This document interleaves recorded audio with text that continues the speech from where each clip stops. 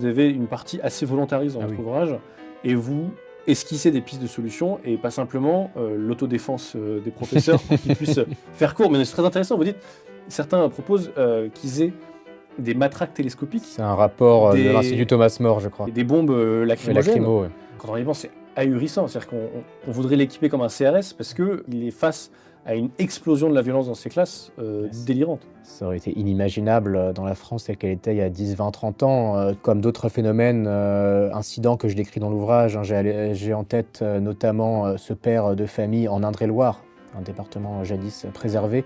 Ce père de famille qui a brûlé au fer à repasser son fils parce que son fils avait le malheur de lire chez lui des manuels scolaires que le père en question considérait haram.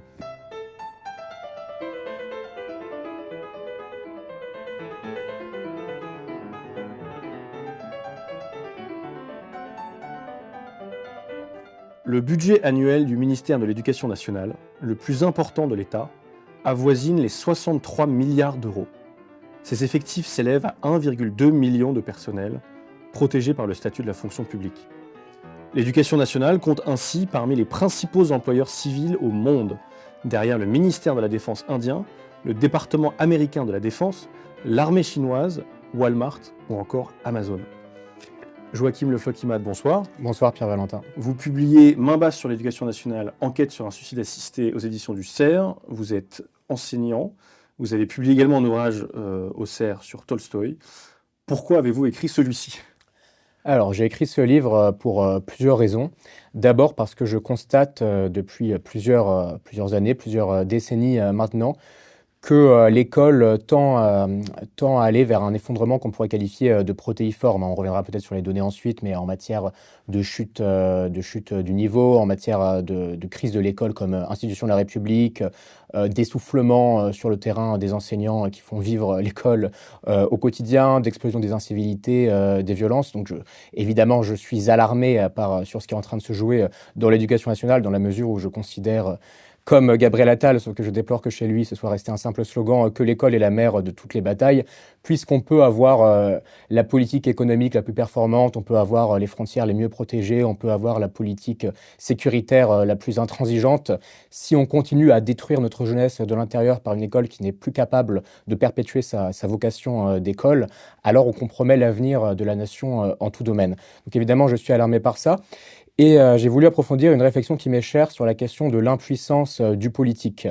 Pourquoi est-ce qu'on a, depuis plusieurs décennies maintenant, autant de ministres qui défilent et, quel que soit leur profil, quelle que soit leur feuille de route initiale, voient leur projet s'ensabler, leur réforme être édulcorée alors qu'elle est censée descendre sur le terrain, voient des ministres qui voient leur autorité bafouée. Et j'ai voulu expliquer, oui, comment on en était arrivé là et comment, de la démission absolument totale du personnel politique, découle une sorte de prise de pouvoir de l'école par un État profond, une administration qui n'en fait à peu près qu'à sa guise, qui vit dans un entre-soi sociologique et idéologique. Donc j'ai voulu décrire les acteurs de cet État profond, caractériser les grands dogmes qui fondent leur vision de l'éducation et réfléchir à comment est-ce que le ministre, qui est aujourd'hui un figurant, communicant, pourrait cesser demain d'être un contre-pouvoir et reprendre le pouvoir sur une technostructure qui est en train de tirer l'école vers le bas. On reviendra plus tard dans l'émission sur les solutions proposées, parce que votre livre n'est pas fataliste. Non. Il propose des solutions. Mais avant d'en arriver là, quelque chose qui m'a particulièrement marqué, c'est que souvent, à droite d'ailleurs, quand on lit des livres sur la crise de l'école, la figure du professeur n'est plus tout à fait en odeur de sainteté. On le traite de sorte de feignant sursyndiqué. Et vous rappelez dans votre ouvrage que, en réalité, le taux d'absentéisme typiquement du professeur de l'éducation nationale est le même que quelqu'un qui travaille dans le privé. Et par ailleurs, il est inférieur au taux d'absentéisme des personnes dans la fonction publique en général, en moyenne.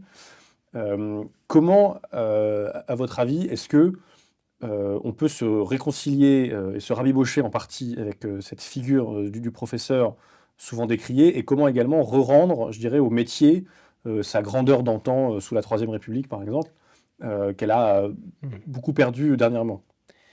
Si une partie de la droite, mais ça va au-delà de la droite, a cette perception, c'est lié au phénomène que je décris dans l'ouvrage des 15 millions d'heures de cours perdus par an, non pas du fait de l'absentéisme des professeurs en effet, mais du fait de la manière dont l'éducation nationale impose un certain nombre de formations sur le temps scolaire et est incapable de remplacer les professeurs manquants en dépit, vous l'avez dit, un manque, enfin une abondance toujours plus grande de moyens. On met toujours plus d'argent dans la machine, mais on ne sait pas pour quelle finalité. Je pense qu'on viendra sur cette question des finalités ultérieurement dans l'échange. La droite, et vous faites bien de commencer par là, je crois une responsabilité énorme dans le naufrage éducatif de la France. Alors, je suis extrêmement sévère dans mon ouvrage à l'endroit de la gauche, de ce qu'elle a fait depuis les années Lionel Jospin, pour parler un peu vite. Je suis très sévère à l'endroit du centre, la loi Abi qui a été faite sous Giscard, qui crée le collège unique au profit de toujours plus d'hétérogénéité et de difficultés des classes, et de difficultés donc à faire cours pour les professeurs. Mais la droite, en réalité, elle a une responsabilité immense, puisque pendant des décennies, elle a laissé le terrain de l'école, le terrain de la transmission à la gauche, et elle a considéré que c'était une chose tout à fait secondaire, jusqu'au général de Gaulle lui-même. Hein. Je rappelle que c'est sous le général de Gaulle qu'il y a eu, par exemple, la commission Rouchette sur la modernisation de la langue française, qui a conduit l'oral à prendre toujours plus de place dans l'école au détriment de l'écrit.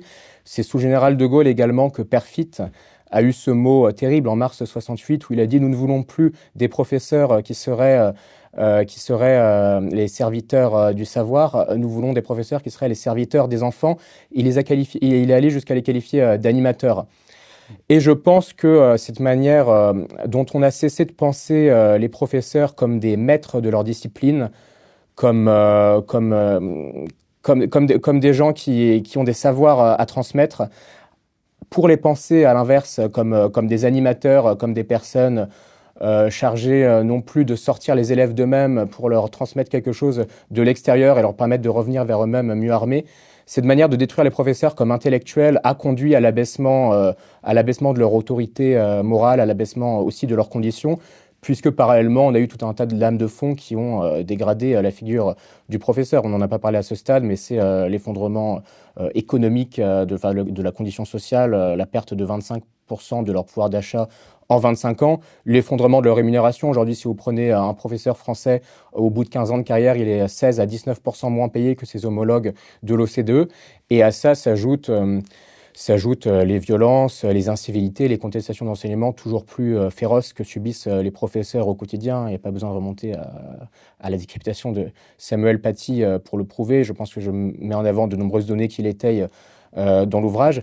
Et en plus, il y a un autre phénomène que je décris assez longuement, c'est l'inhumanité avec laquelle l'éducation nationale comme institution traite ceux qui, sur le terrain, font vivre l'école au quotidien. C'est l'absence totale de considération, le manque de perspective, le pas de vague qui se perpétue malgré tous les discours des ministres successifs depuis Blanquer. Et je pense que tant qu'on ne sera pas sorti de cette quadruple lame de fond, tant qu'on n'aura pas été capable de penser une vraie revalorisation des professeurs dans la durée, au-delà des slogans, on se condamnera à voir le niveau continuer de s'effondrer avec ces statistiques, puisqu'on n'est pas encore rentré dans le cœur du constat, mais ces statistiques que je rappelle d'un point de vue quantitatif dans l'ouvrage. Par exemple, si vous prenez l'étude Teams en mathématiques, on voit que les jeunes écoliers français se situent en moyenne entre le Kazakhstan et le Monténégro. Si on prend l'étude Pearls en lecture, où on trustait jadis les premières positions, on est aujourd'hui à la 16e place sur 19 pays européens évalués. Dans PISA, qui est peut-être le classement qui parle le plus à votre public, on a subi un effondrement sans précédent dans le dernier volet de moins 45 points. On est en 26e position en maths et en culture scientifique. C'est un effondrement qui caractérise l'ensemble des élèves, peu importe les types d'établissements, peu importe leur géographie, peu importe le niveau initial des élèves. D'ailleurs, j'insiste là-dessus parce que c'est très important. On a aujourd'hui un effondrement du niveau des meilleurs élèves par rapport à ce qu'étaient les meilleurs élèves il y a quelques décennies qui me frappe. Vous avez, selon Teams, 2% des collégiens français qui ont un niveau considéré comme avancé en mathématiques. On est à 50% en Corée du Sud et à 50% à Singapour. Donc derrière, forcément, ça charrie un risque terrible de tiers-mondisation pour la France.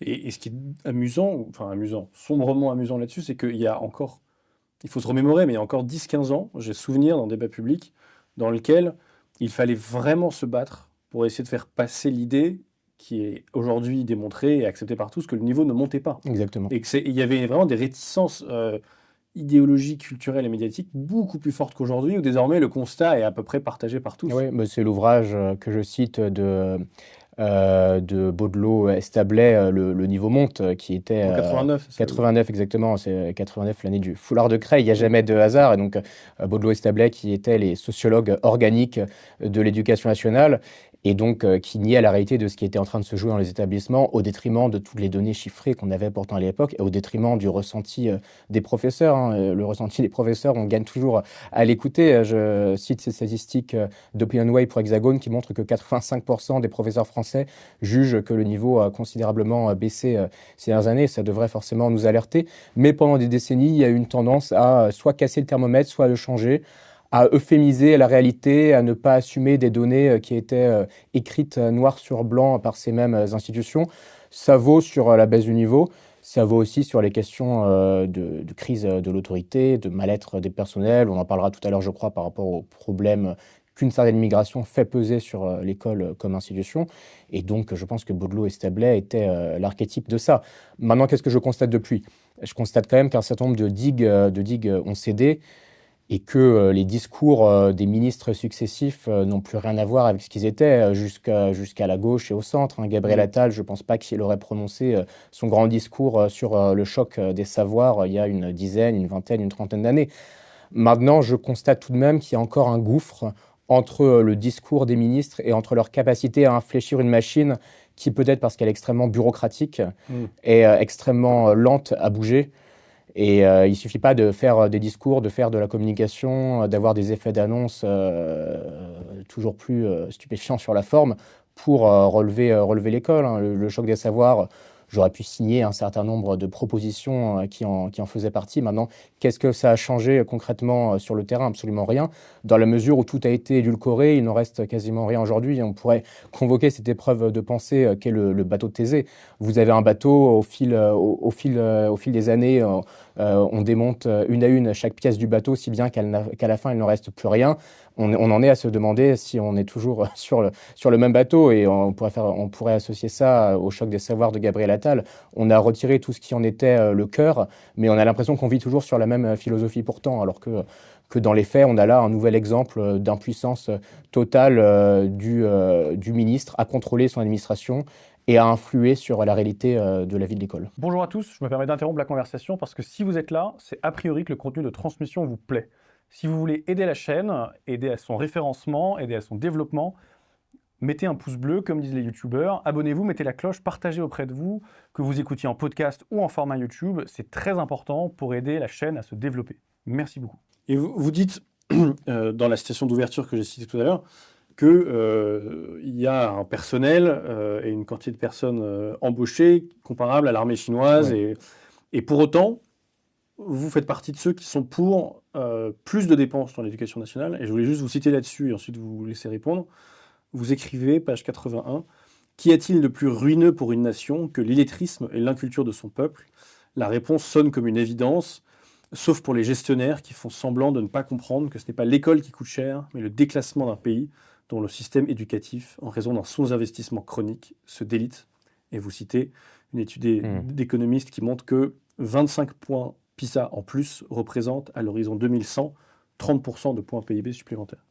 Je pense qu'on ne rappellera jamais assez que de ce que vaut l'école aujourd'hui dépend notre économie demain, hein, tant en matière de croissance. L'étude que vous avez citée le montre qu'en matière de gains de productivité, de capacité d'innovation, de capacité à libérer du pouvoir d'achat pour les gens ordinaires. Donc évidemment que l'avenir économique de la nation passe par le redressement de l'école. Maintenant, je ne limite pas la question de l'école au seul angle économique, comme le ferait une certaine droite managériale. En revanche, je pense qu'on a mal posé le problème dans ce ministère sur la question des moyens. En fait, on a voulu, pendant des décennies, faire croire que l'ensemble des maux de l'école en France se réduisait à des problèmes d'ordre quantitatif, au détriment de la question des finalités qu'on n'a pas été capable de poser. Et pour vous répondre concrètement sur la question des moyens, je pense qu'on a moins un excès ou un déficit de moyens qu'une mauvaise allocation de ceux-ci.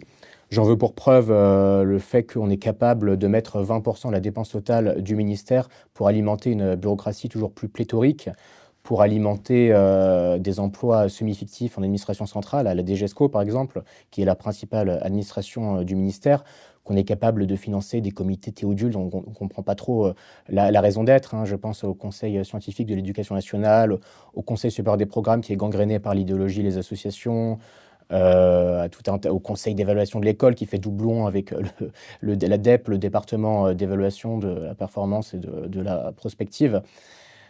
On est aussi capable, comme ça a été le cas sous Emmanuel Macron, de dilapider plus de 500 millions d'euros dans le Conseil national de la refondation de l'école. On a mis plus de 500 millions d'euros dans un logiciel de gestion des ressources humaines qui n'a jamais vu le jour.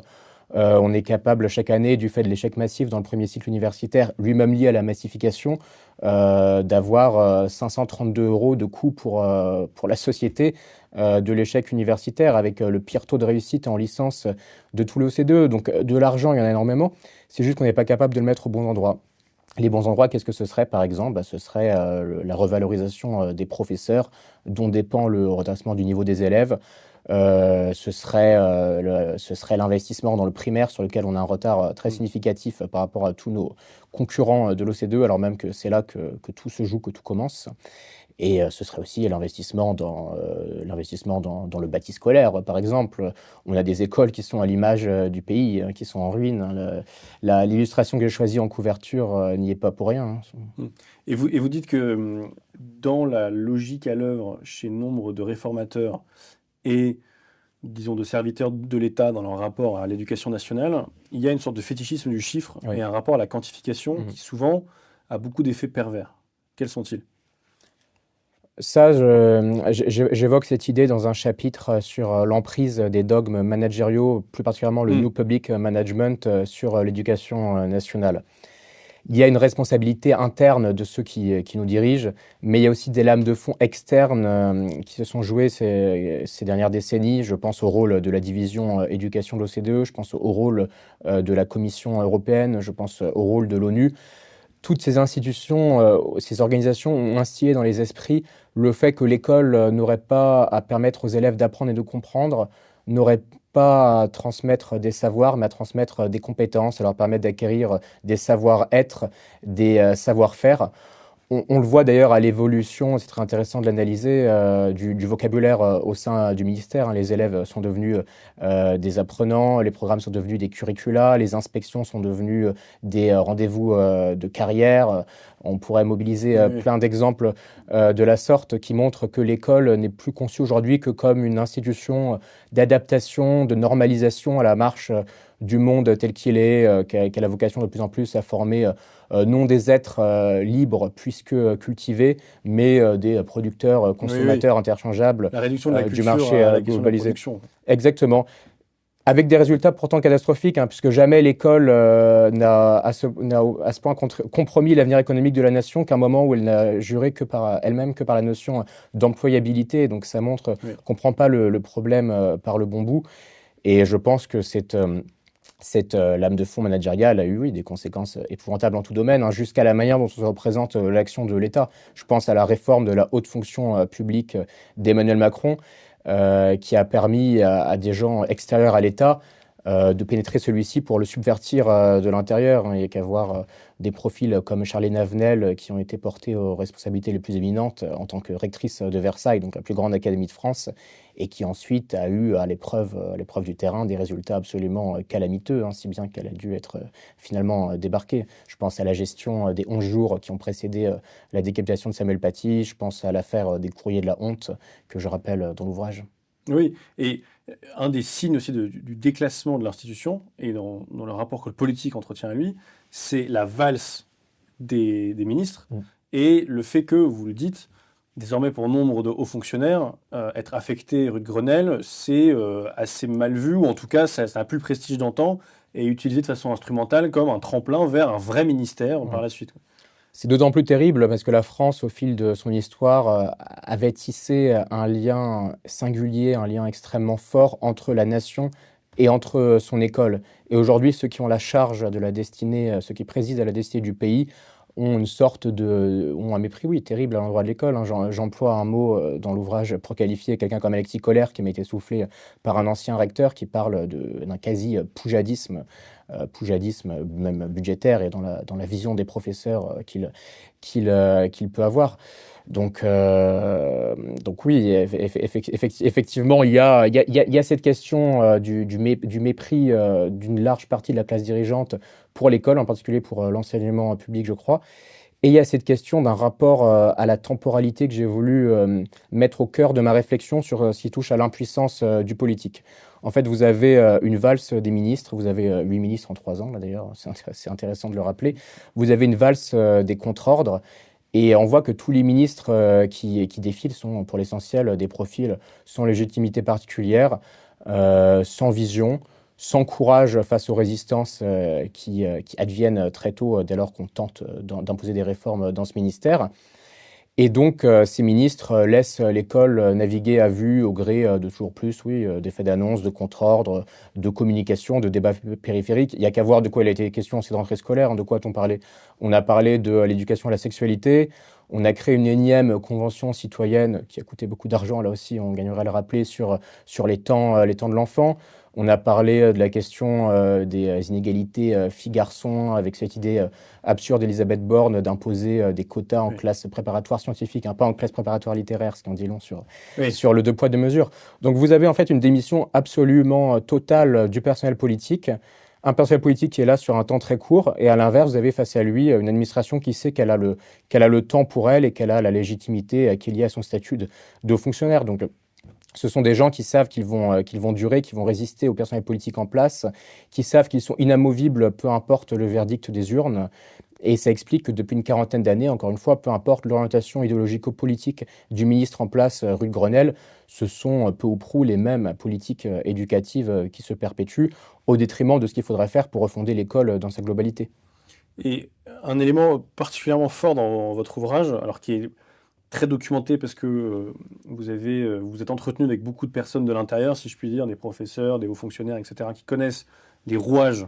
Et c'est particulièrement utile dans un domaine où il y a souvent un très grand décalage entre le discours public et la réalité privée.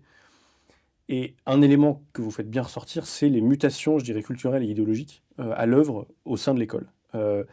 Et là-dessus, j'avais été très frappé par la lecture de l'ouvrage de Jean-Pierre Le Goff, le sociologue, qu'on avait reçu ici sur Transmission il y a quelques temps, Mai 68, l'héritage impossible, dans lequel il a plusieurs chapitres sur, je dirais, l'essor d'une conception libertaire de l'éducation qui consiste à effacer justement le rôle de transmetteur de la part du parent, du professeur, et dans un contexte, disons, d'affaiblissement des figures du surmoi de l'espace public. Donc on peut en citer 4 d'ailleurs, les 4 P, le parent, le prêtre, le professeur, le policier, qui chacun ont connu une sorte de fragilisation de leur autorité.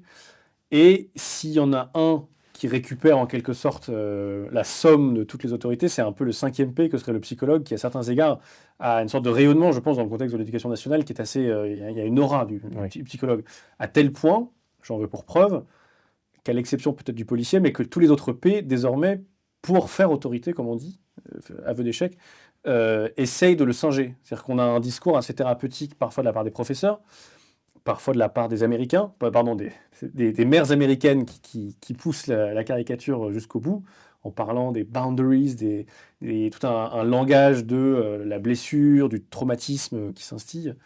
Et là-dessus, ça m'intéresse justement de voir l'aboutissement logique de cette dynamique qui a eu lieu aux États-Unis et qui a été analysée par la journaliste Abigail Schreier, qui a fait un peu le tour des écoles états-uniennes et qui a montré à quel point l'essor de cette culture thérapeutique, qui culmine dans à peu près un tiers, souvent des adolescents, il y a plusieurs études là-dessus, qui sont soit sous traitement chimique, soit en consultation à minima, et donc vraiment d'une culture thérapeutique à part entière.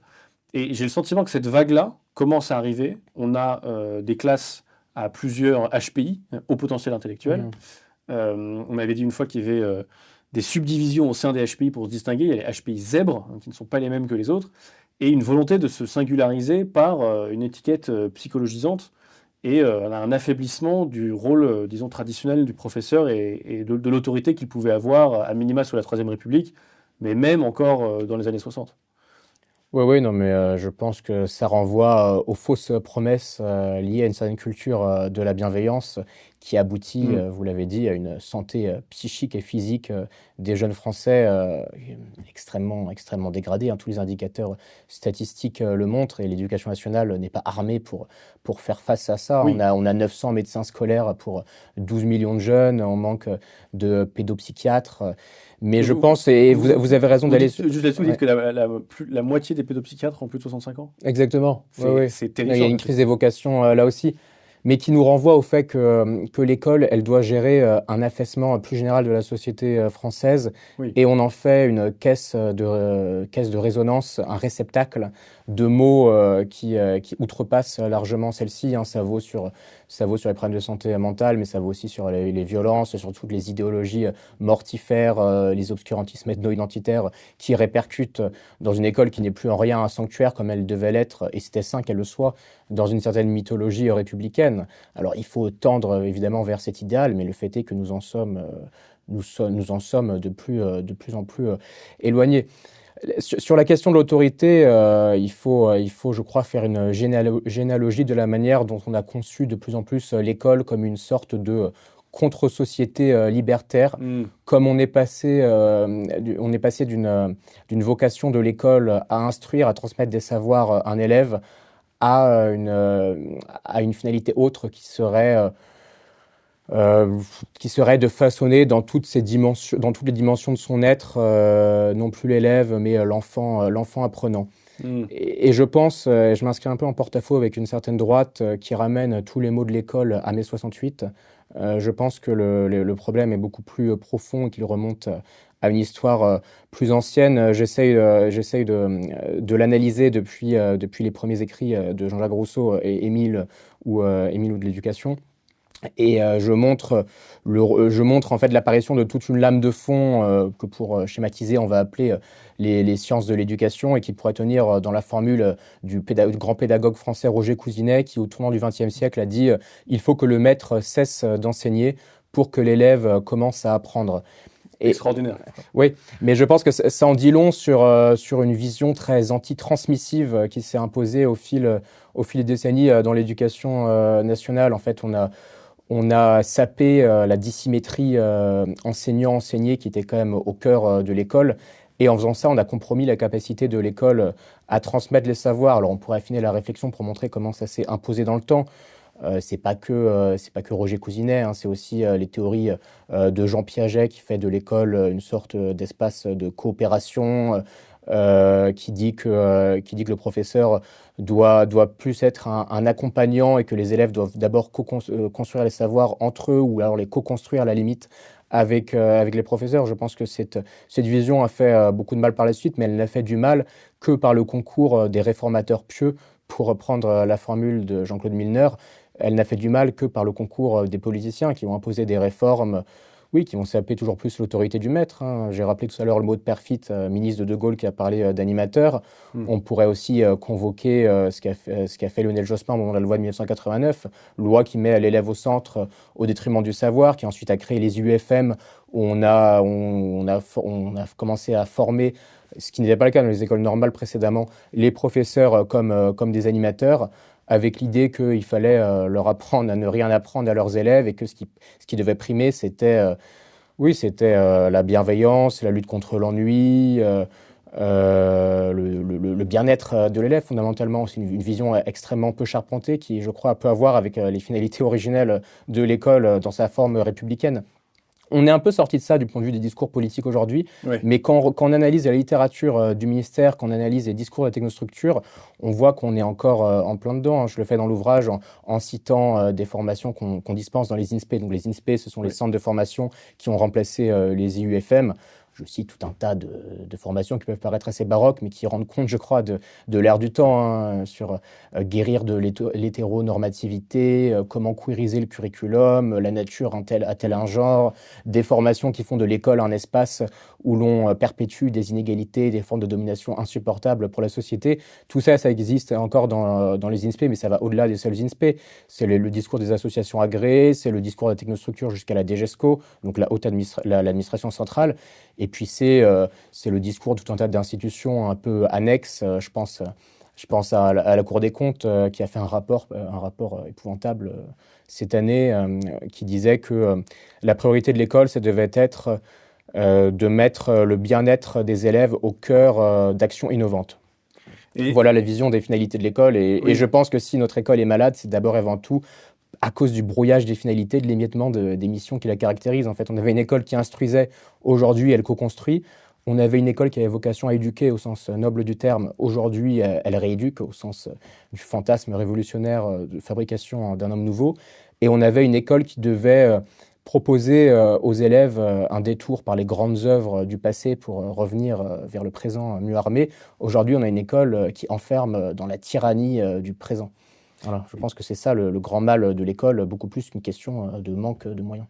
et vous citez, et j'ai trouvé ça très puissant, beaucoup de pédagogues semi-repentis, Mm. qui n'assumaient pas tout à fait d'avoir défendu les idées qu'ils défendaient hier, et ça me paraît très significatif à plusieurs titres. C'est que premièrement, ils ont changé d'avis. Deuxièmement, le fait de défendre ces idées est devenu tellement impopulaire qu'ils ne peuvent plus le faire publiquement, et donc ils rebroussent poil, et puis comme souvent, c'est pas tout à fait assumé, parce que ce serait trop dur au niveau de l'orgueil et de l'humilité. Et le fait que ce revirement, qui a lieu même chez les convaincus d'hier, qui a lieu très largement dans l'opinion, qui a lieu ensuite assez nettement, vous l'avez dit, dans les discours publics politiques, mais que celui-ci n'ait pas lieu dans, disons, la part bureaucratique de l'éducation nationale, est pour moi très significatif de la grande difficulté qu'il y a et qu'il y aura encore certainement demain Mm. à faire évoluer cela, à déloger les moules du rocher et à essayer de faire bouger cette institution-là. Ouais.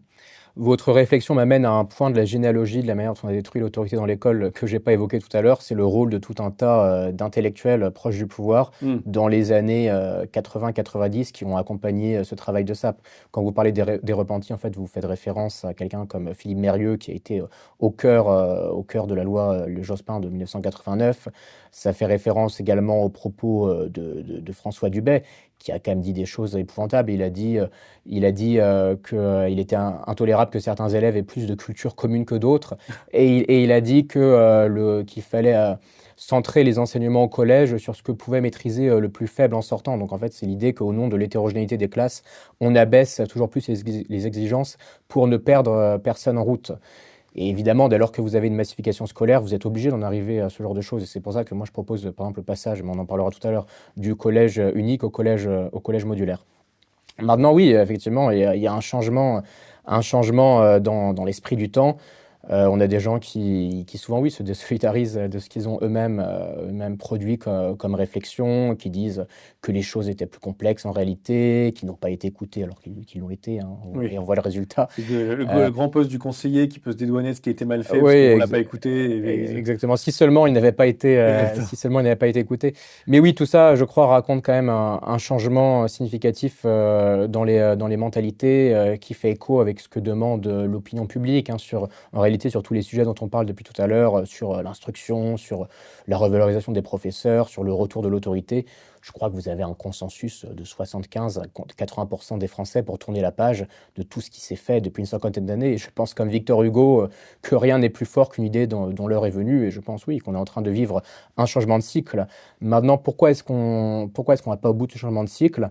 Parce qu'il n'y a pas encore, au sein du politique, du moins du politique au pouvoir aujourd'hui, une volonté de reprendre la main sur une technostructure qui, de toute manière, sera toujours très réactive au changement, puisque l'administration, par essence, elle reproduit ce qu'elle sait faire, elle pond des normes, Oui, elle oui. perpétue un certain entre-soi sociologique et idéologique. Mais il faut que le politique soit dans son rôle en République, c'est-à-dire fixer un cap. À l'inverse, l'administration, elle répond d'une fonction d'exécution. Mais aujourd'hui, on n'a pas de politique qui fixe le cap et qui reprend en main la technostructure parce qu'on n'a pas de spoil system à la française, on n'a pas de personne qui propose de dégraisser une administration toujours plus pléthorique, on n'a pas de sanctions lorsque les devoirs de neutralité et de loyauté qui sont pourtant inscrits dans les textes officiels, à commencer par le code de la fonction publique, ces devoirs sont bafoués quasi quotidiennement dans l'éducation nationale, mais on n'a jamais de rappel à l'ordre et une impunité qui prévaut.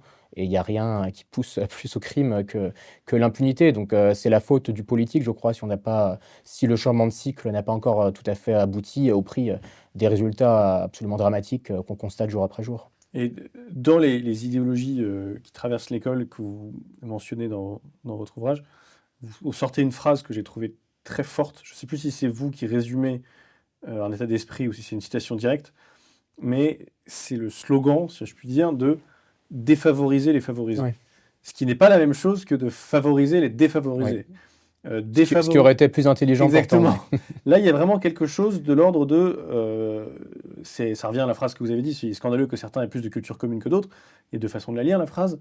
Soit on dit c'est scandaleux qu'il y ait des gens qui n'aient pas autant de culture que ce qu'il faudrait et il faut aider, les aider à s'élever. Ou alors c'est scandaleux que certaines têtes dépassent par le haut, en quelque sorte. Ouais. Et pourquoi ça change? Parce que vos motivations à ce moment-là ne sont pas les mêmes. C'est-à-dire que dans un cas, vous êtes motivé par l'amour d'une culture et par l'amour des laissés pour compte, disons. Et dans l'autre, vous êtes mu par le ressentiment vis-à-vis de ceux qui ont de la culture et de ceux qui ont réussi à s'élever. Et donc le ressentiment et l'amour sont profondément antinomiques, il faut choisir. Et là-dessus, notamment, vous faites un peu une filiation, je dirais, de l'influence de Bourdieu et de Passeron Ouais, sur tout à fait. l'éducation nationale. En quoi a-t-elle été décisive et en quoi est-ce que nous en payons encore le prix aujourd'hui? Alors de même qu'il existe un antiracisme qui crée du racisme, je crois qu'il existe un égalitarisme qui crée des inégalités parce qu'il sape les conditions de la transmission des savoirs et qu'il enlève à l'école le peu de rigueur sur le plan intellectuel qu'il lui reste. Donc j'ai voulu montrer en effet comment un certain nombre de réformes ont été faites à partir des réflexions, entre autres, hein, de penseurs comme Bourdieu et Passeron. Donc ils publient leur ouvrage Les Héritiers en 1964, je crois, donc dans un contexte de mutation socio-économique profonde qui crée en quelque sorte le terrain pour les réformes qui vont advenir ensuite avec le collège unique, par exemple. Et donc il y a chez eux un constat qui est juste, je crois, c'est qu'à partir de statistiques incontestables, ils montrent que l'école reproduit toujours plus les inégalités et que la méritocratie est une sorte de fausse promesse. Maintenant, ils en ont tiré, je crois, les mauvaises conclusions en considérant que l'école était par essence inégalitaire, que la méritocratie devait être abattue, etc. Ils n'ont pas compris que l'école créait des inégalités dès lors qu'elle renonçait à transmettre les savoirs dont elle a la charge aux classes populaires, qui sont les premières demandeuses de ces savoirs qu'elles ne trouveraient jamais chez elles. Et donc, c'est lorsque vous détruisez la capacité de l'école à transmettre les savoirs que vous avez un retour de tout ce que Bourdieu et Passeron dénoncent, à savoir le préceptorat familial, ces familles aisées qui trouvent des mécanismes pour se protéger, mettre leurs enfants dans leur contrat, dans la scolarisation à l'étranger, le contournement de la carte scolaire. Mais oui, effectivement, ces penseurs qui ont été extrêmement lus par tous les réformateurs de l'éducation nationale ont fait énormément de mal, si bien qu'on en est à faire toujours plus de réformes pour combattre les inégalités, des réformes qui, en l'occurrence, les augmentent en permanence.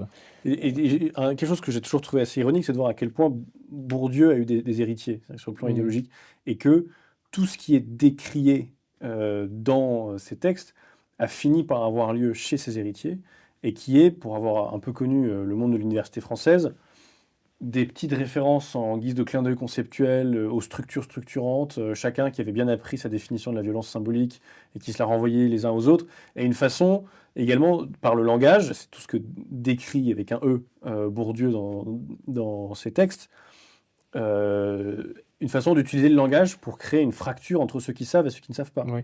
Mais là, avec la langue de Bourdieu elle-même, les petites définitions apprises à la virgule près, et ça, le fait que cette contradiction-là ne soit jamais perçue par cette sociologie me fascine. C'est pas la seule contradiction, vous savez, parce que dans la pensée de Bourdieu, il y a quand même une ingratitude assez folle, dans la mesure où c'était un fils de paysan béarnais qui avait eu tous les succès académiques que l'on pouvait rêver à l'époque, devenu normalien, devenu l'un des intellectuels les plus influents de son temps.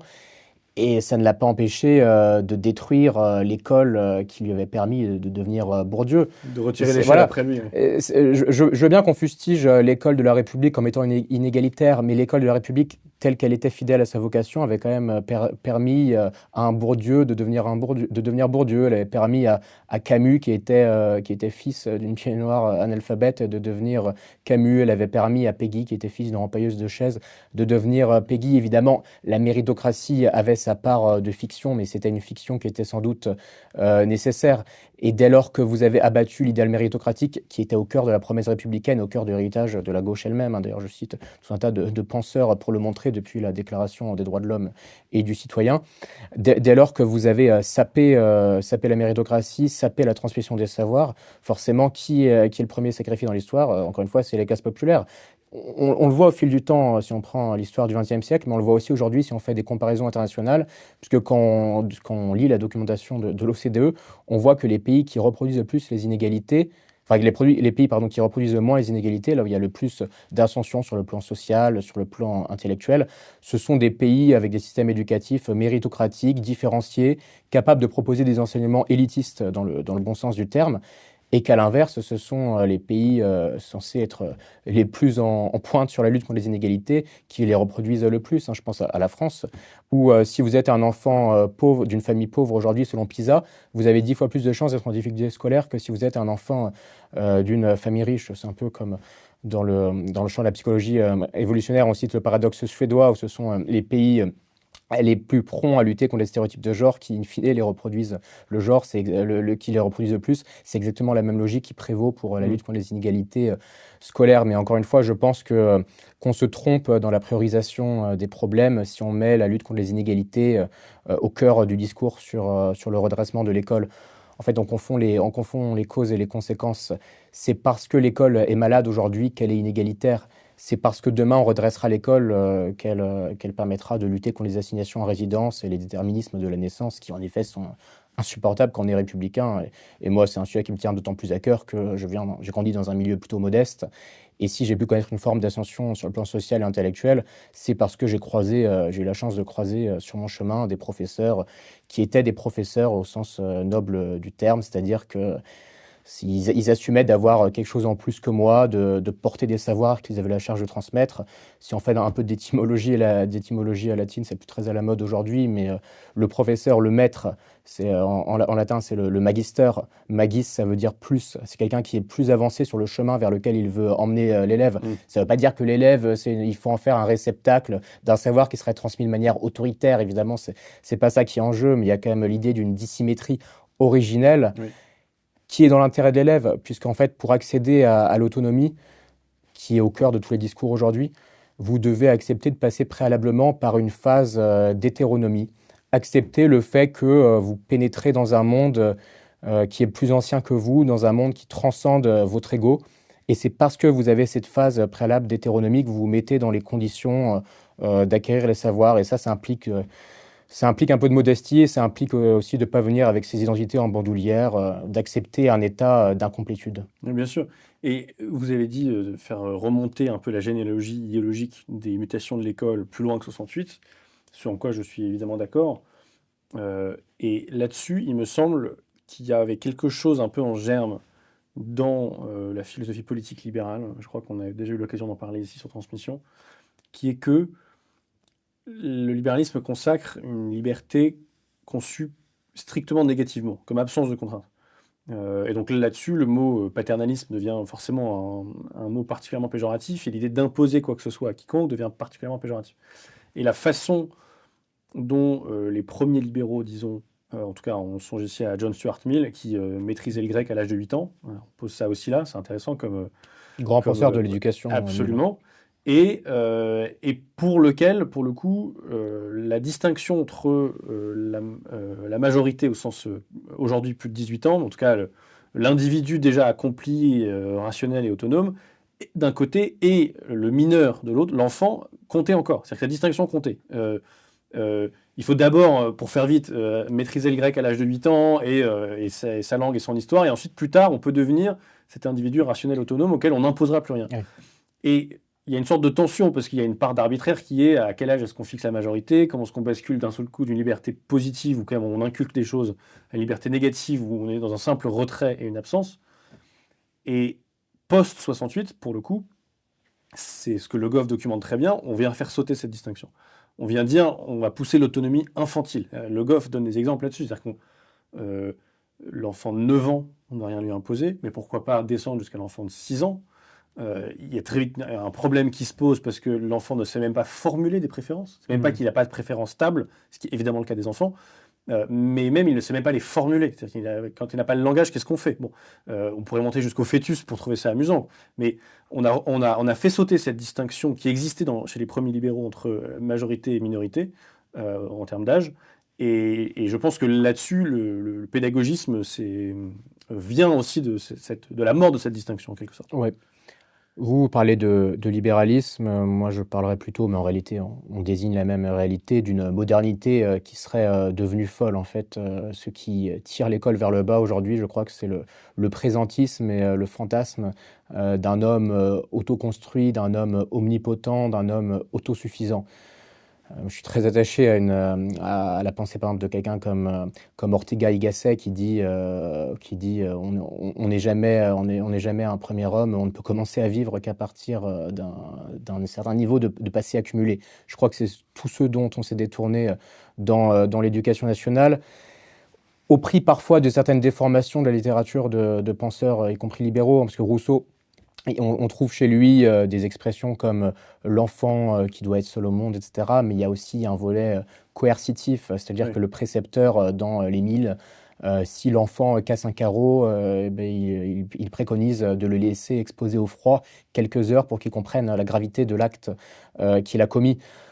Mais tous les réformateurs qui sont arrivés après, dont vous avez parlé à travers le mot de pédagogiste, ont oublié ce volet-là de l'œuvre de Rousseau, et ils ont oublié qu'un homme, enfin, qu'un enfant devait à un moment ou un autre dans son parcours se voir opposer le mot non. Oui. Qu'il faut fixer très vite des limites, imposer un cadre, donner un cadre, imposer des repères, des interdits, etc. Et que c'est parce qu'on a ces interdits-là qu'on peut se construire comme homme. En fait, c'est ça que dont notre école est dépourvue aujourd'hui, c'est d'une philosophie des limites. C'est l'idée chère à Camus qu'on ne rappellera jamais assez, qu'un homme, ça s'empêche. Et je crois que pour que les hommes apprennent à s'empêcher, il faut d'abord, au-delà des seules politiques sécuritaires, être capable de leur donner à nouveau des cadres et structurer leur esprit par le savoir. C'est l'idée que la barbarie, en fait, elle naît toujours dans le vide de la pensée, et que voilà, si on n'a pas des savoirs qui structurent notre esprit, qui nous apprennent l'empathie. D'ailleurs, il y a des études en sciences cognitives qui montrent un lien entre la maîtrise du vocabulaire et la capacité d'empathie, le rapport à la violence.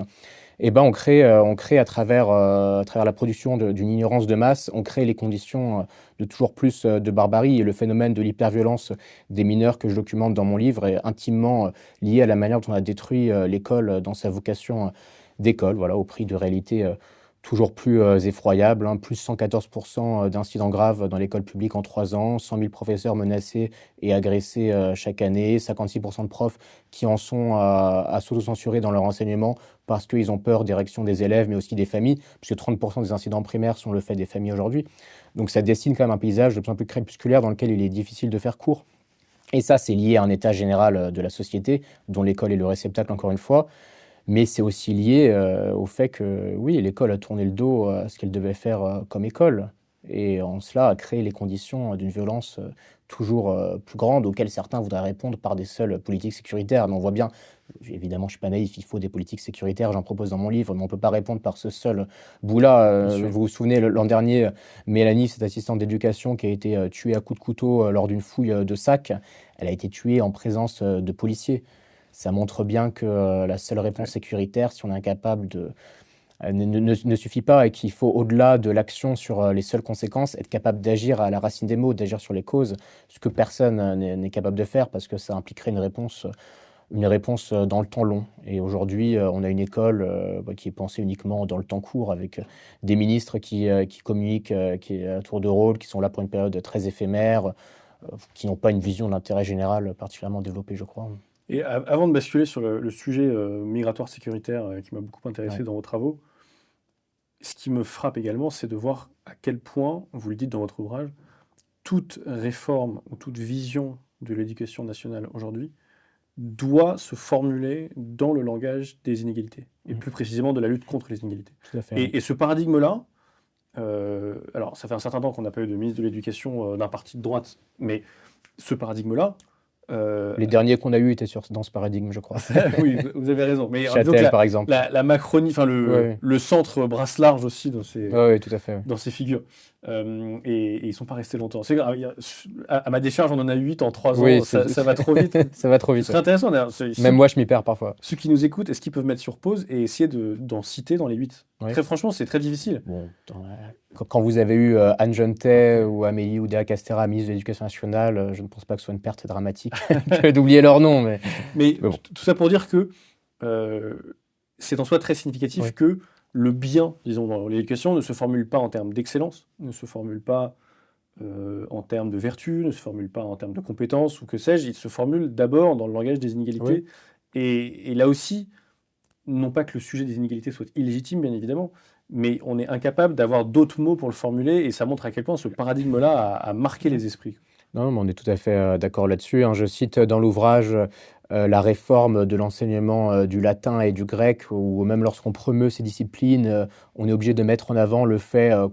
qu'on les promeuve en les dépoussiérant. Idem pour Oui, oui, le oui. choc des savoirs de Gabriel Attal. Ça a été fait au nom d'un impératif de lutter contre les inégalités, parce que la lutte contre les inégalités est devenue la finalité ultime des ministres de l'éducation successifs depuis une cinquantaine d'années, alors qu'encore une fois, les inégalités, c'est quelque chose de secondaire. Les inégalités se reproduisent, s'exacerbent, parce que, c'est ce que je disais tout à l'heure, l'école cesse d'être une école et de transmettre les savoirs. Donc, d'où la nécessité, l'urgence impérieuse de retrouver une vision claire de ce que doivent être les finalités de l'école, et nous en sommes très loin.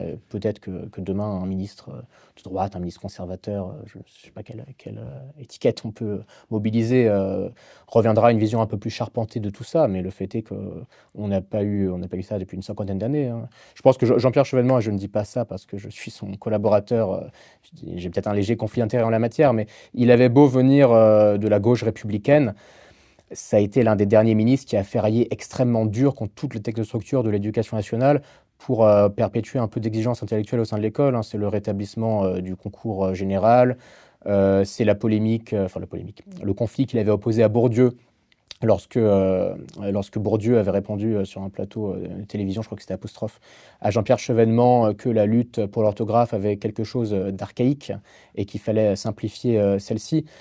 C'est aussi le fait que Jean-Pierre Chevènement ait ferraillé extrêmement dur avec les inspecteurs généraux. Donc, à l'époque, on avait encore une inspection générale. Le corps existait encore.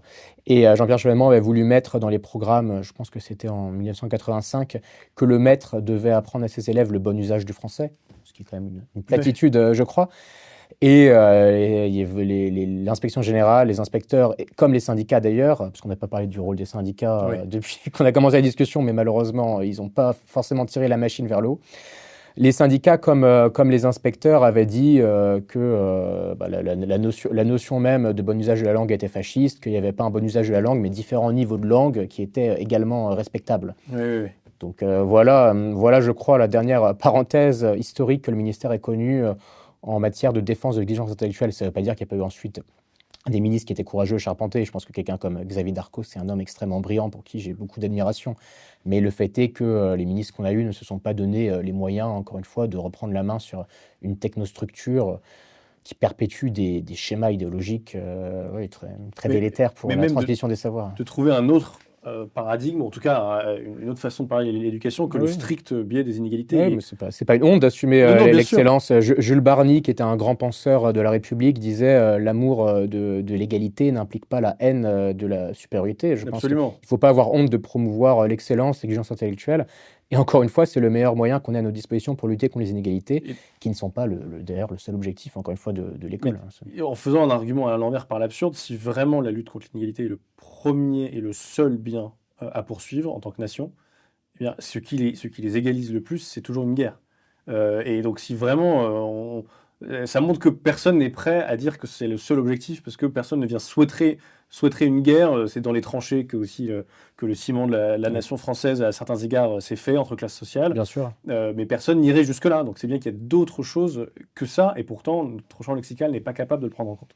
Je voulais parler avec vous également d'un travail que vous avez publié récemment pour l'Observatoire de l'immigration et la démographie, intitulé L'impact de l'immigration sur le système éducatif français, paru très récemment en novembre. Ça reprend et ça approfondit des intuitions que vous aviez travaillées dans votre ouvrage. Mm. Pourquoi est-ce que vous avez voulu faire cela? J'ai constaté au fil de mes recherches, au fil de mes discussions avec les professeurs, que l'emballement quantitatif de l'immigration changeait radicalement le visage de l'école. Je vais Hmm. rappeler quelques statistiques pour l'étayer et ensuite je vous répondrai sur la question des motivations. On voit aujourd'hui que dans l'école française, vous avez une augmentation du nombre d'allophones nouvellement arrivés, donc des élèves dont le français n'est pas la langue maternelle. Cette statistique a augmenté de 153% depuis 2007. Vous avez un élève de CM1 sur 5 qui ne parle pas français majoritairement à la maison, et vous avez 41,6%, et c'est l'INSEE qui le dit, de jeunes de moins de 4 ans qui sont immigrés ou d'origine immigrée sur 3 générations. Forcément, l'immigration a un impact immense d'un point de vue quantitatif et d'un point de vue qualitatif sur l'éducation nationale. Je constate que cet impact n'a jamais été pensé et qu'on a refusé pendant des décennies de regarder la réalité en face. On a refusé de penser la manière dont l'immigration exerçait une influence sur l'école en tout domaine. Quelques rares personnes ont vaguement alerté. Il y avait eu des mots en 2011 de la rectrice d'Orléans sur le sujet qui s'était couchée quelques jours ensuite en se désolidarisant de ce qu'elle avait dit. Elle avait estimé que ses propos avaient été sortis de leur contexte. Donc ça montre la terreur idéologique qui a régné au sein de ce ministère, où si on voulait parler comme notre ami Samuel Fitoussi, on pourrait dire que la rationalité sociale tend à primer la rationalité épistémique, c'est-à-dire qu'on fait passer le qu'en dira-t-on avant la vérité. Oui. Il y a des lames de fond idéologiques qui dominent à tous les échelons de l'éducation nationale depuis une quarantaine d'années et qui correspondent un peu ou prou au discours de la gauche des années 80. C'était le livre, où il ne disait pas de gauche, vérité centriste, mais de Stasi en 1985, l'immigration, une chance pour la France. Hmm. C'est l'idée que l'immigration, peu importe son ampleur quantitative, peu importe sa composition, serait une bénédiction par essence, qu'elle permettrait de régénérer une nation malade, une nation dépassée, et que du sans-frontiérisme viendraient les remèdes à tous les maux que connaît la France. Bon, je caricature peut-être, mais c'est grosso modo l'idéologie qui domine dans ce ministère, tant chez les ministres successifs que dans la haute administration, chez les syndicalistes et chez les associations agréées qu'on Ouais. laisse entrer en leur donnant, Donc, soit dit en passant, tous les niveaux 130 de la... millions d'euros par an. Ah oui, à tous Voilà. les niveaux de la pyramide. Ouais, à tous les niveaux de la pyramide. Donc oui, ça fait des années que l'immigration est l'éléphant dans la pièce, qu'elle est un impensé en matière éducative. Ça fait des années que vous avez des experts à l'OCDE, au sein du ministère, qui produisent des données, mais qui n'assument pas ce que disent les chiffres qu'ils inscrivent noir sur blanc dans le rapport. Ça fait des années que vous avez des personnes qui regardent ailleurs, qui nient la réalité et les réalités en train de se jouer. Donc oui, j'ai voulu corriger une anomalie démocratique, dans la mesure où vous avez aujourd'hui 79% des Français qui considèrent qu'il faut réduire significativement les flux migratoires. Et j'ai voulu répondre à un défi politique qui part du principe que si on n'est pas capable d'apporter les bons constats, les bons diagnostics, alors on ne pourra pas demain avoir les bons remèdes pour le redressement de l'école. Vous savez, ça demande du courage, ça prend du temps de rattraper des décennies de déni, des décennies d'idéologie, des décennies de mensonges. Ça demande beaucoup de rigueur et c'est pour ça que j'ai voulu que cette note soit la plus factuelle, la plus dépassionnée, la plus froidement menée possible. Et je remercie l'Observatoire de l'immigration et de la démographie de m'avoir permis de conduire un tel travail qui a pris du temps, vous l'avez dit, hein, c'est un travail que j'avais déjà fait une tribune sur le sujet dans le Figaro en 2023. Ensuite, j'ai approfondi mon travail sur les données pendant 2 ans. J'ai consacré un sous-chapitre sur l'ouvrage. Et ensuite, j'ai approfondi cette question en posant aussi, parce on va revenir sur le cœur du diagnostic, hein, mais au-delà de l'impact quantitatif de l'immigration sur l'école, j'ai aussi voulu montrer l'impact qualitatif et la manière dont l'emballement de l'immigration changeait la nature de l'école, émiettait ses missions, la forçait à mettre en œuvre toujours plus de dispositifs et de moyens spécifiques. La politique d'éducation prioritaire en est une, 2,3 milliards d'euros d'argent public par an pour des résultats toujours plus mauvais, avec 60% des jeunes de REP+, qui ne maîtrisent pas le français en arrivant au collège. On pourrait également citer les programmes de discrimination positive en faveur des mineurs non accompagnés, qui créent d'ailleurs une distorsion de concurrence au détriment des élèves ordinaires d'ascendance française, pour parler vite. On pourrait aussi parler des enseignements internationaux en langue étrangère qui concernent 80 000 enfants par an en primaire et qui assignent bien souvent les jeunes issus de l'immigration dans une approche très communautariste.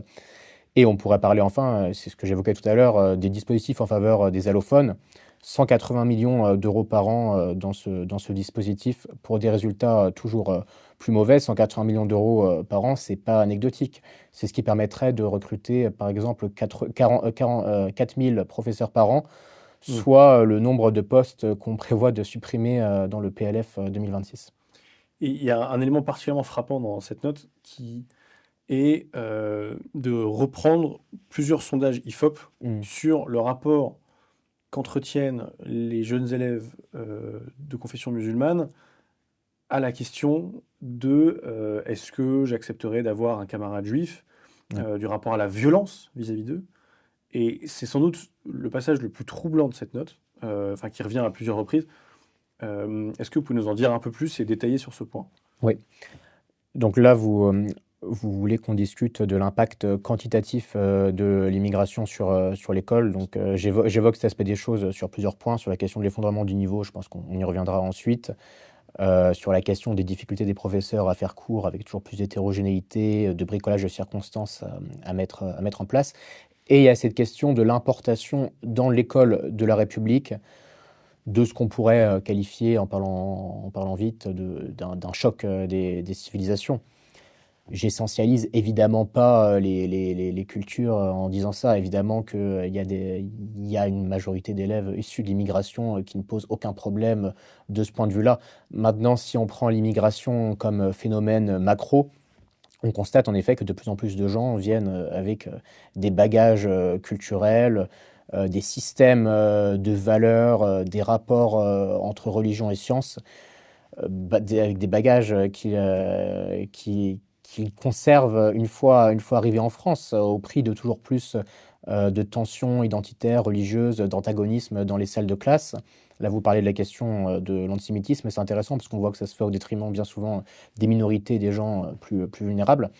Et donc, je cite en effet une donnée IFOP qui est que 71% des enfants d'immigrés extra-européens qui ont été confrontés à un acte antisémite violent envers un élève, Juif. commis envers un élève juif parce que juif, 71% de ces élèves d'origine immigrée l'ont approuvé, là où on est seulement à 26% si on prend les enfants de deux parents français. Donc ça montre bien qu'il y a des problèmes d'un genre nouveau qui se posent. Encore une fois, je ne pense pas que ça implique d'essentialiser, de ramener les problèmes à des considérations ethniques, de blâmer les individus sur qui il faudrait faire porter le poids des malheurs de l'école. C'est évidemment pas ça le sujet. Je serais très mal placé pour le faire, dans la mesure où je suis moi-même binational et je ne rentre pas dans la catégorie autochtone selon PISA. Donc, et je ne pense pas pour autant avoir été un agent du choc des civilisations ou avoir tiré le niveau moyen vers le bas au cours de ma Ouais, de ma scolarité. mais justement, c'est précisément un point que votre note distingue finement, c'est les différentes sources d'immigration, les différents Ouais, types d'immigration, et ne pas simplement parler c'est ça. de l'immigration au singulier, mais au pluriel. Et vous nous insistez Ouais, notamment sur la surreprésentation parmi les élèves excellents des élèves issus ouais, d'Asie, tout à fait. et qui contraste d'autant plus avec le très faible niveau en moyenne de l'immigration issue du Sahel, Ouais. issue du monde arabo-musulman. Il y a deux nuances très importantes selon moi que je fais dans cette note. La première, c'est de dire que l'immigration n'est pas à l'origine de l'effondrement éducatif de la France, mais qu'elle en exacerbe toutes les difficultés. Première nuance, et je Oui. vous remercie de me permettre de la faire. La deuxième nuance, c'est qu'en effet, il n'y a pas une immigration monolithique, mais des immigrations avec des trajectoires extrêmement différentes, parfois surprenantes, des phénomènes de surréussite scolaire. C'est le cas de l'immigration d'Asie du Sud-Est. On voit que les enfants de cette diaspora, malgré un niveau socio-économique des parents très faible, ces enfants ont des résultats scolaires au brevet, au baccalauréat, un taux de redoublement, un niveau de diplôme à l'université supérieur aux Français autochtones, pour reprendre encore une fois la terminologie qui n'est pas de moi, mais qui est de PISA. À l'inverse, vous avez d'autres immigrations. Encore une fois, ça n'implique pas qu'il n'y ait pas des réussites individuelles. Vous avez d'autres immigrations, je pense à l'immigration majoritairement arabo-musulmane, Afrique subsaharienne ou Turquie, pour reprendre les terminologies de PISA, où on constate que le niveau de diplôme, le niveau de résultats scolaires, le taux de redoublement est malheureusement voilà, plus négatif que pour les élèves français. Quelle conclusion peut-on tirer de tout ça? Encore une fois, il ne s'agit pas de discriminer les individus, de leur faire porter le poids des problèmes de l'école qu'on a tout à fait réussi, je l'écris dans ma base sur l'éducation nationale, on a tout à fait réussi à s'aborder l'école par nous-mêmes. On n'a pas eu besoin de l'immigration pour faire le collège unique, pour avoir 96% de taux de réussite au bac général, pour imposer les délires égalitaristes. On n'a pas eu besoin de l'immigration. En revanche, l'immigration exacerbe ces maux, et donc quand vous êtes confronté à cette réalité que j'ai voulu étayer dans ma note, eh ben, vous devez en tirer deux conclusions. La première, c'est de réduire drastiquement les flux migratoires, dans la mesure où on peut pas accueillir plus de 500 000 personnes chaque année dans le contexte actuel. On a franchi un seuil de tolérance, pour reprendre la formule de Claude Lévi-Strauss. Et la deuxième conclusion à en tirer, c'est en plus de réduire les flux, il faut mieux calibrer ceci d'un point de vue qualitatif. Et il faut cesser la lame de fond actuelle qui fait qu'on a l'immigration la moins diplômée, la moins qualifiée, parmi les moins en tout cas de l'OCDE, qu'on a une immigration qui est essentielle, qui est aux deux tiers extra-européenne, beaucoup plus africaine que la moyenne des immigrations qui arrivent en Europe, qu'on a une immigration extrêmement précaire d'un point de vue social, avec une part dans l'immigration des immigrés qui viennent de pays à faible indice de développement humain, IDH, qui est 3 fois supérieure à celle que nos voisins européens accueillent. Donc il faut mieux calibrer nos politiques migratoires de ce point de vue-là. Il faut reprendre le contrôle. Ça impliquerait un courage politique que je ne vois pas à l'horizon. Mais je me permets de vous interrompre sur ça. Est-ce qu'il n'y a pas euh, un angle qui est en fait purement socio-économique, qui vient en fait biaiser et écraser la question migratoire qui serait en réalité secondaire?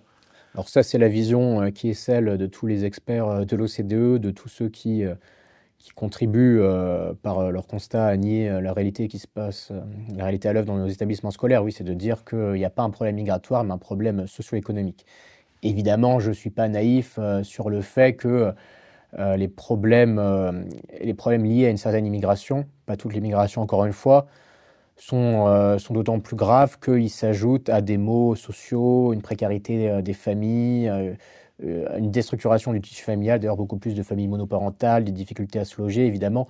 Tout ça ne favorise pas les trajectoires scolaires des enfants issus de l'immigration, toutes origines confondues.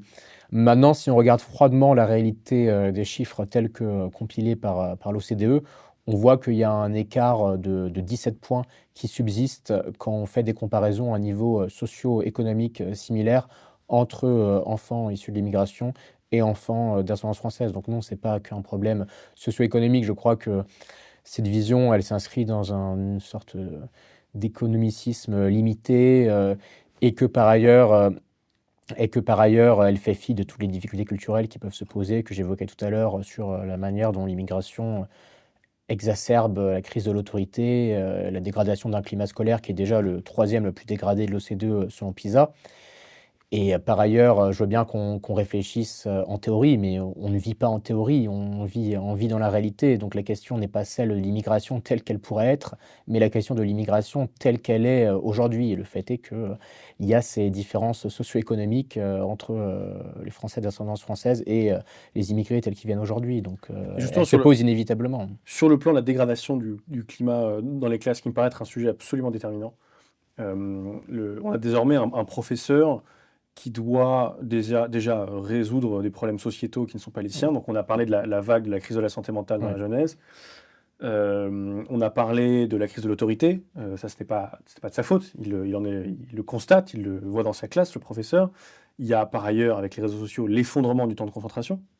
Aujourd'hui, un professeur s'adresse à une classe qui a une concentration qui est incomparablement moindre en termes de secondes Ouais. sur un même sujet, en termes de regard porté sur un même endroit fixe, incomparablement Et les écrans n'aident inférieur. pas. Absolument, et par ailleurs, on pousse les écrans dans les écoles, ça c'est encore autre chose. Mais en tout cas, ça n'est pas son choix. Et ensuite, il y a la question migratoire démographique et sécuritaire, Bien sûr. où là, désormais, et d'ailleurs, vous le proposez dans votre ouvrage, et ça m'a beaucoup marqué, on en est au stade où certains proposent des cours d'autodéfense à des professeurs pour qu'ils Oui, puissent tenir leur classe. c'est C'est-à-dire à la un, fois thérapeute, psychologue, animateur et policier quasiment à temps plein pour pouvoir gérer une classe de désormais 30, 35 élèves. Ça paraît extraordinaire quand on y oui. pense. Et c'est lié au phénomène que j'évoquais précédemment de désanctuarisation de l'école. L'école est toujours dans les discours ministériels présentée comme un sanctuaire alors qu'elle est une caisse de résonance de problèmes qui sont liés à l'état d'affaissement vertigineux qui frappe le corps social. On ne remettra de l'ordre demain que dans l'école que si on est capable de remettre de l'ordre dans la société en traitant tous les maux que vous avez remarquablement décrits à la racine. C'est pour ça que je suis assez critique sur une certaine approche de droite qui vise à colmater les brèches, à traiter les conséquences sans jamais agir sur les causes. Est-ce qu'on prend le chemin de cette voie que je préconise? Absolument pas. Dans la mesure où on continue de penser que l'école doit être toujours plus connectée à la vie, Mm. qu'elle doit être une sorte de laboratoire de la société diversitaire, multiculturaliste de demain, qu'elle doit être toujours plus en prise avec le quotidien des jeunes. Moi, ça fait peut-être de moi un horrible réactionnaire, mais je pense exactement à l'inverse, ayant à l'esprit le mot magnifique de Nicolas Gomes Davila qui dit l'éducation, ce n'est pas familiariser la jeunesse avec son époque, c'est l'en protéger le plus longtemps possible. Je pense que l'école est encore un des rares espaces où on peut faire un détour hors de soi, un détour hors du vacarme du monde, hors de la tyrannie du présent, à un espace où on peut se confronter aux grandes œuvres du passé qui ont encore des choses à nous dire. C'est pour ça que ce sont des grandes œuvres. Et que oui, on a oublié cette vocation originelle de l'école. Et Et, c'est un drame terrible pour la civilisation comme pour les individus. et dans ce contexte dégradé en classe et de hausse des violences, notamment contre les professeurs explicitement, pas simplement entre élèves, euh, vous nous donnez une statistique qui m'a fait bondir. Il y en a beaucoup comme ça dans vos travaux, mais l'une d'entre elles qui est l'augmentation du nombre de démissions sur les 10 dernières années. Oui. C'est quoi? 567% de démissions supplémentaires en 10 ans. Ouais. 567% de démissions Ça en dit long supplémentaires en sur 10 ans. l'attractivité du métier, comme Et on dit dans la novlangue la managériale. raison pour laquelle je voulais parler de ça, c'est que entre ce chiffre, entre la conversation que l'on a eue jusqu'ici, le jeune professeur ou instituteur qui nous écoute a bien du mal à se projeter dans la durée dans ce métier, je pense. Et là-dessus, je voulais quand même tuer une idée qui est sans doute une des plus nocives dans l'espace public, en démocratie, dans une communauté politique quelle qu'elle soit, qui est le on n'y peut rien, le c'est foutu, ça ne changera rien. En réalité, vous avez une partie assez volontariste dans Ah votre oui. ouvrage, et vous esquissez des pistes de solutions, et pas simplement l'autodéfense des professeurs pour qu'ils puissent faire court. Mais c'est très intéressant, vous dites, certains proposent qu'ils aient des matraques télescopiques, C'est un rapport de l'Institut des, Thomas More, je crois. des bombes Oui, lacrymogènes. lacrymo, ouais. Quand on y pense, c'est ahurissant. C'est-à-dire qu'on voudrait l'équiper comme un CRS parce que il est face à une explosion de la violence dans ses classes Yes. délirante. Ça aurait été inimaginable dans la France telle qu'elle était il y a 10, 20, 30 ans, tout comme d'autres phénomènes, incidents que je décris dans l'ouvrage, hein. J'ai en tête notamment ce père de famille en Indre-et-Loire, un département jadis préservé. Ce père de famille qui a brûlé au fer à repasser son fils parce que son fils avait le malheur de lire chez lui des manuels scolaires que le père en question considérait haram. Donc voilà, Extraordinaire. la réalité de l'entrisme islamiste dans l'école et la réalité de la désanctuarisation qui fait que l'école prend sur elle l'ensemble des maux de la société qu'on lui demande de réparer, alors même qu'elle est déjà dans un état calamiteux. Donc oui, il y a cet état calamiteux, je crois que je l'ai largement documenté, étayé à travers cet ouvrage. Maintenant, je ne suis, Dieu merci, pas fataliste. Je pense, comme le général de Gaulle, qu'il n'y a pas de fatalité en histoire, sauf pour les lâches. J'ai conscience, au regard de l'histoire de France, qu'on a toujours su rebâtir sur les ruines, se sortir des situations les plus critiques. Et j'ai à l'esprit le fait qu'autour de nous, on a énormément de pays dont les systèmes éducatifs étaient dits en déliquescence, qui s'en sont sortis avec des politiques de rupture, avec des mesures ambitieuses sur le plan intellectuel, avec un peu de bon sens. Je pense à un exemple que vous connaissez bien, qui est le Royaume-Uni, puisque le Royaume-Uni truste aujourd'hui les premières positions européennes à Teams et à Pearls en lecture. Je pense aussi à la Pologne, je pense au Portugal qui a connu un rebond dans les années 2010 à peu près jusqu'à 2015 en faisant peu ou prou des choses similaires à ce que je préconise sur l'enseignement des fondamentaux. Je pense aux États-Unis qui ont, après l'électrochoc du rapport A Nation at Risk sous Ronald Reagan, ont connu un véritable rebond éducatif. Je pense à un État, en restant sur les États-Unis, un État comme le Mississippi qui était 49e, au 49e rang national en lecture chez les élèves de primaire en 2013, qui aujourd'hui est en 7e position après avoir mis en œuvre des mesures extrêmement volontaristes. Donc oui, je ne suis pas du tout fataliste pour toutes ces raisons. Maintenant, si on veut, au-delà des seules incantations, sincèrement redresser l'école, alors il faut mettre en œuvre des politiques publiques de rupture, et je reviendrai sur ces politiques ensuite, mais d'abord il faut faire en sorte que le politique cesse d'être un contre-pouvoir et redevienne le pouvoir en reprenant la main sur les technostructures. Donc ça implique encore une fois de dégraisser une bureaucratie qui est pléthorique, non seulement pour faire des économies, mais aussi pour prévenir les résistances qui adviendront demain si on cherche à mettre en œuvre le programme que je défends dans l'ouvrage. Donc ça implique de supprimer tout un tas de comités théodules, de réduire les postes semi-fictifs dans l'administration centrale, de supprimer tout un tas de commissions, de doublons d'échelle qui ne servent pas à grand-chose. Il faut parallèlement un spoil system, c'est-à-dire avoir des rotations stratégiques à tous les postes clés du ministère, où bien souvent la désobéissance a été érigée en vertu. Hmm. Et où aucun ministre n'a été capable de changer des personnes qui se considèrent tout permis et qui se sentent indéboulonnables au poste clé du ministère, peu importe le verdict des urnes et la volonté majoritairement exprimée d'élection en élection par les Français. Donc un ministre de l'Éducation nationale digne de ce nom demain aurait, je pense, aurait tout intérêt, dès son arrivée au ministère, à changer ses principaux directeurs d'administration, en particulier le DGESCO, à changer massivement les recteurs, à changer le DGRH, donc le directeur de la gestion des ressources humaines, à changer le secrétaire général. Tout ça n'est jamais fait, y compris sous Blanquer, où je pense qu'on a perdu beaucoup de temps, malgré un discours qui était très bon en théorie. Je pense qu'on a perdu beaucoup de temps parce qu'on n'a pas vraiment fait ce dégraissage de la technocratie que je préconise. Les bureaucrates gagnent à l'usure, en quelque sorte, face Oui. aux hommes politiques qui changent plus rapidement. Ouais, exactement. Bureaucrate très uniforme, hein, idéologiquement parlant. C'est pour l'essentiel, bon, pour parler un peu vite peut-être, mais des socialos macronistes, plus socialistes que macronistes, sans doute, même si, bon, avec la réforme de la haute fonction publique, ça a un peu changé la donne. Mais donc oui, il faut cette politique de rupture du point de vue du mode de gouvernance. Elle passe aussi, je l'ai dit tout à l'heure, mais par la reprise en main d'un certain nombre de dérives liées à l'action des syndicats, par exemple. Il faut évidemment qu'il y ait des syndicats dans l'éducation nationale, il faut qu'il y ait un dialogue, il faut que les syndicalistes qui ont des choses intéressantes à dire sur la réalité du terrain soient écoutés et respectés. Mais en revanche, il ne faut pas qu'il y ait des actes de désobéissance et que ces personnes se sentent ministres à la place du ministre, hein. Je donne beaucoup d'exemples de désobéissance sur un terrain politico-idéologique qui n'avait pas lieu d'être. Le mouvement des désobéisseurs sous Darcos, la confiscation des copies du bac par certains syndicalistes sous Blanquer pour protester contre sa réforme du bac, à laquelle j'étais moi-même opposé, mais jamais j'aurais plébiscité ce genre de comportement. On peut penser aussi à tous les syndicalistes qui qui s'opposent à la loi de 2004, dans laquelle ils voient des relents d'islamophobie scolaire, à ces syndicats qui ont bloqué des lycées à Stein, par exemple, pour protester contre l'interdiction par Gabriel Attal de l'abaya. Enfin, bon, je pourrais énumérer longtemps les exemples, parler des 44% d'établissements scolaires qui n'ont pas mis en œuvre les groupes de niveau chers à Gabriel Attal, parfois d'ailleurs pour des raisons qui tenaient au manque de professeurs, à des emplois du temps trop resserrés, parce que cette réforme comme toutes les réformes faites par les communicants, ne prenaient pas en considération les problèmes réels du terrain. Mais bon, c'est un autre sujet. Donc il faut qu'il y ait une reprise en main là-dessus. Il faut aussi qu'on soit capable de retirer les agréments à toutes les associations qui confondent instruction et militantisme. J'en donne plein d'exemples.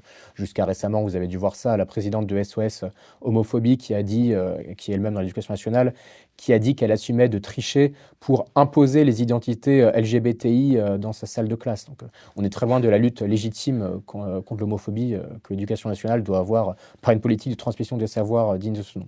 Voilà, donc il faut un changement radical du mode de gouvernance, que le ministre redevienne le ministre, et une fois que le ministre aura repris la main, vous pourrez mettre en œuvre des politiques de rupture au service de la transmission des fondamentaux, au service du retour de l'autorité, au service de la revalorisation des professeurs et du retour d'un peu d'humanité dans ce ministère qui en manque cruellement. Je ne vais peut-être pas détailler, je vais pas tout détailler là parce que ça prendrait beaucoup de temps, mais je pense qu'il y a un certain nombre de dogmes qu'il faut quand même interroger. La massification en est un. Il faudrait, je crois, remettre à tous les échelons du ministère de la sélection, parce que la sélection, ça n'a rien de négatif, hein, c'est l'essence de la République. Remplacer la cooptation par le concours, c'est ce qui a permis l'ascension de tout un tas d'individus d'ascendance modeste, comme les exemples que j'ai cités tout à l'heure, Bourdieu, Péguy, Camus, etc. Et je crois que ce retour de la sélection, ça passerait par exemple par le passage du collège unique à un collège modulaire avec des parcours différenciés proposés dès la classe de quatrième, une vraie revalorisation de la voie technique. Ça passerait par l'idée, encore une fois, de Gabriel Attal qui n'a pas été mise en œuvre, le brevet couperet obligatoire pour passer en seconde, mais un brevet vraiment digne de ce nom, avec une certaine exigence sur le plan intellectuel.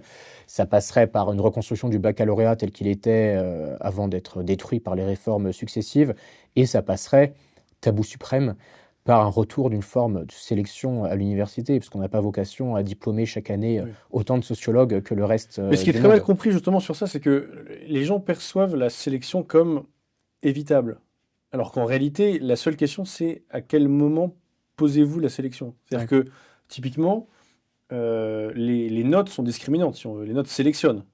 Et sauf que, vu que ça nous gêne, on a procédé, comme aux États-Unis d'ailleurs, le phénomène est identique dans les deux cas, à une augmentation des notes au moment où le niveau réel s'effondrait. Le niveau réel mesuré quand celles-ci n'ont pas carrément disparu, hein, parce que je rappelle que les notes n'existent plus. Oui, on a cassé le thermomètre. Il n'y a plus de notes en primaire. Dans certaines classes en 6e, 5e, il n'y a plus de notes. Robert Merle, qui est un sociologue organique du ministère, parle d'elle comme un agent de stress. Donc, les notes, il n'en reste pas grand-chose. Mais donc, typiquement, sur ça, j'avais des témoignages d'amis qui étaient passés par des IEP de province, et dans lequel, dans certaines matières, le professeur, lors du premier cours, leur disait personne dans mon cours n'aura moins de 16. Qu'est-ce qui se passe? Donc là, vous êtes dans une posture charitable, généreuse, tout le monde aura au moins 16, ne suis-je pas gentil avec mes élèves, etc. Qu'est-ce qui se passe? Mécaniquement, ça finit par se savoir que ce diplôme en question génère soit au niveau master, donc au niveau des études, soit au niveau de l'employabilité, des personnes d'un niveau médiocre. Et donc la sélection se fait après. C'est-à-dire que vous avez tué le diplôme. Et donc là, mécaniquement, vous devez sélectionner à un certain stade. De la même façon, désormais, il faut avoir Bac plus 5 pour des métiers qu'on pouvait faire en ayant simplement le baccalauréat par le passé, parce que le baccalauréat était encore très exigeant. Donc la sélection arrive naturellement à un moment ou à un autre. Et ça sape par ailleurs l'émulation intellectuelle qui pousse à travailler dur, à donner le meilleur de soi à chaque contrôle. C'est démoralisant dans le fond. Les contrôles, c'est pas fait pour casser les élèves, c'est fait pour leur permettre de se situer, de mesurer leur progression dans le temps. Donc on gagnerait à les conserver à tout niveau, ce qui est loin des pratiques actuelles. Et vous avez raison de dire que la disparition de la sélection expose à différentes formes de sélection et des échecs ultérieurs qui sont parfois beaucoup plus violents. Bien sûr. Je parlais du baccalauréat. On donne le baccalauréat aujourd'hui à 96% des gens en bac général. On a une explosion des mentions très bien, plus 1127% en 25 ans. Qu'est-ce que vaut une mention très bien aujourd'hui? Le baccalauréat, qui était pourtant une grande institution, c'est quand même Napoléon, le bac. Le diplôme ne vaut plus rien.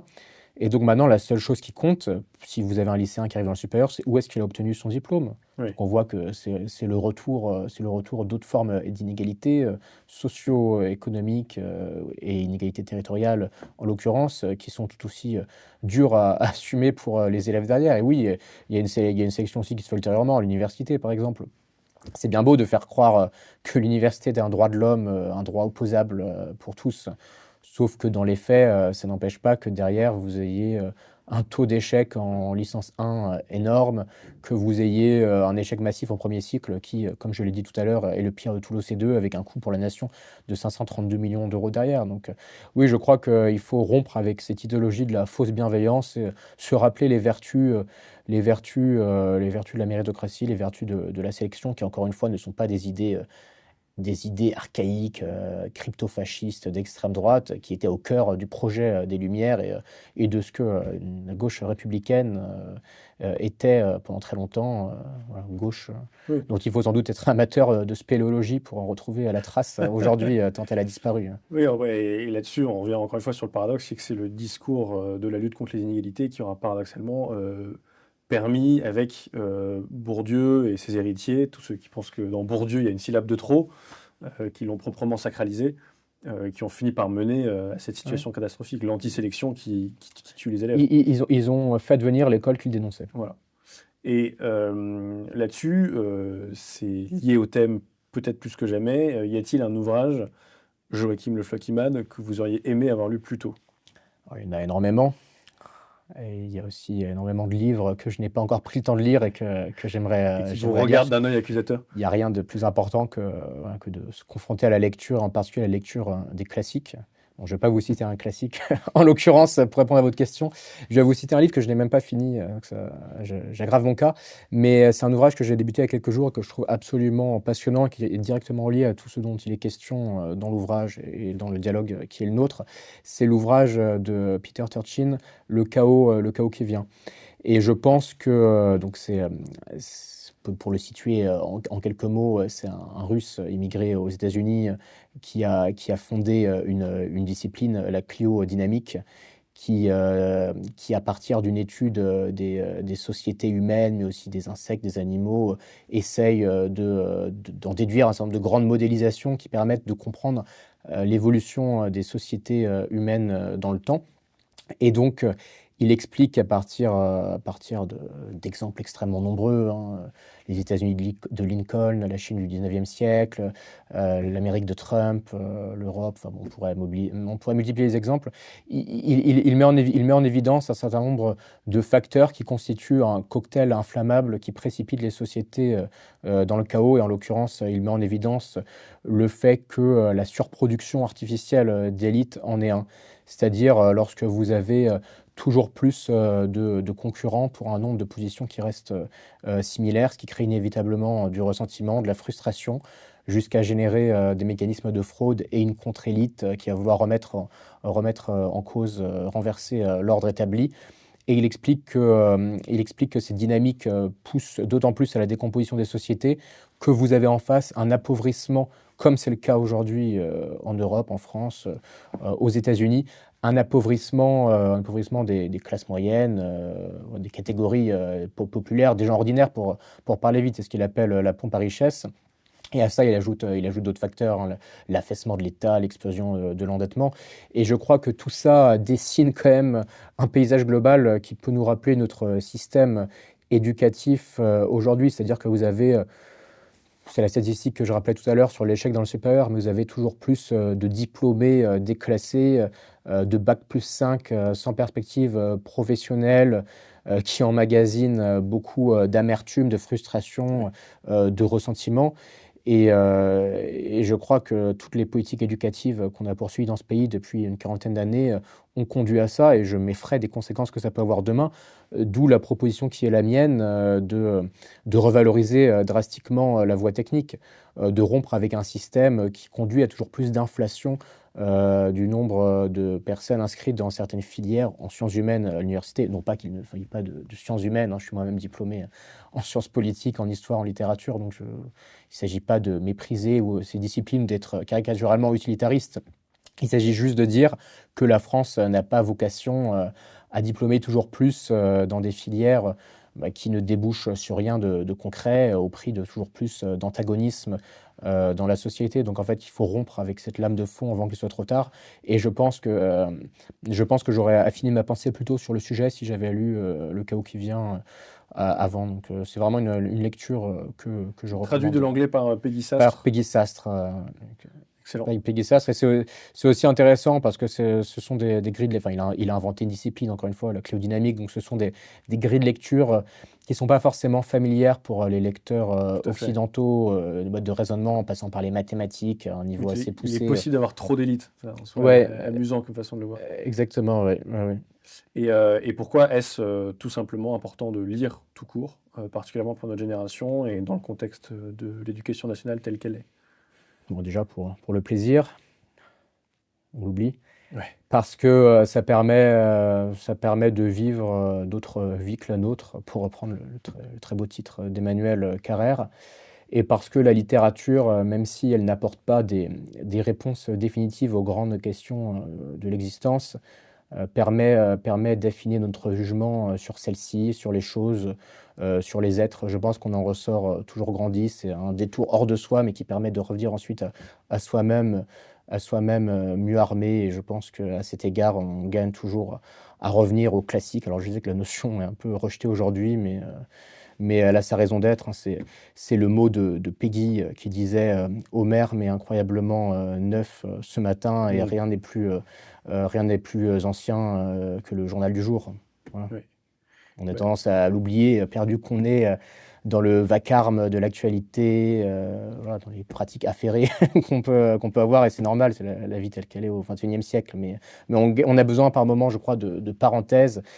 Et je pense que l'école devrait se remémorer cela, se remémorer le fait qu'elle seule peut proposer un détour hors du présent, hors de l'époque, à une jeunesse qui, si on ne lui propose pas ce détour, va se retrouver livrée à elle-même, et au point de produire toujours plus d'ignorance, d'ensauvagement de la société, de barbarie, pour reprendre le mot de Michel.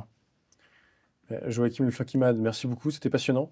On redonnera le titre d'abord de votre note avec l'Observatoire de l'immigration et la démographie en libre accès, l'impact de l'immigration sur le système éducatif français, et également de votre essai Main basse sur l'éducation nationale, enquête sur un suicide assisté, édition du CERF. Je vous remercie d'autant plus de votre invitation, que c'était un plaisir de venir parler de l'école dans une émission qui s'appelle Transmission. Parce que Absolument. la transmission, je crois que c'est le nom de tout ce qui nous manque aujourd'hui, qu'on n'est même plus capable de la définir.